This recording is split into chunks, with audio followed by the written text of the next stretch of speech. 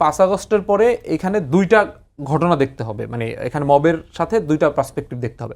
একটা হচ্ছে যে 5 আগস্টের মধ্যে দিয়ে পৃথিবীতে আপনি যতগুলো দেশে গণঅভ্যুত্থান হয়েছে, যদি সেই গণঅভ্যুত্থান বিষয়গুলো দেখেন, সেই গণঅভ্যুত্থানের পরে যেই ধরনের রিপারকেশন হয়, নেপালে বলেন, শ্রীলঙ্কাতে বলেন, বিভিন্ন জায়গায়, সেই রিপারকেশনের একটা ধারাবাহিকতা, মানুষের যে ক্ষোভ, সেই ক্ষোভগুলো দেখা যাচ্ছে যে বিভিন্ন স্ট্রাকচারের উপরে বিভিন্ন জায়গায় প্রতিফলন হয়েছে এবং সাধারণ মানুষ করেছে, কেউ হ্যাঁ সাধারণ মানুষের রিয়াকশন হয়েছে।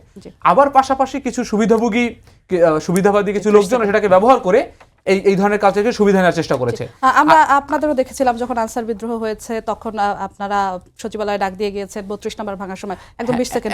এখন কি মব ছিল কি ছিল না? এখন বিষয়টা হচ্ছে না, বিষয়টা হচ্ছে যে যদি মব, বিষয়টা কি, মব বিষয়টা হচ্ছে যে একটা আননোন গোষ্ঠী এসে এক ধরনের একটা রিপারকেশন ক্রিয়েট করা, কিন্তু একটা পরিচিত একটা রাজনীতি বিএনপি একটা জিনিস করে, সেটা ভুল হইতে পারে, কিন্তু সেটা তো আপনি মব বলতে পারবেন না।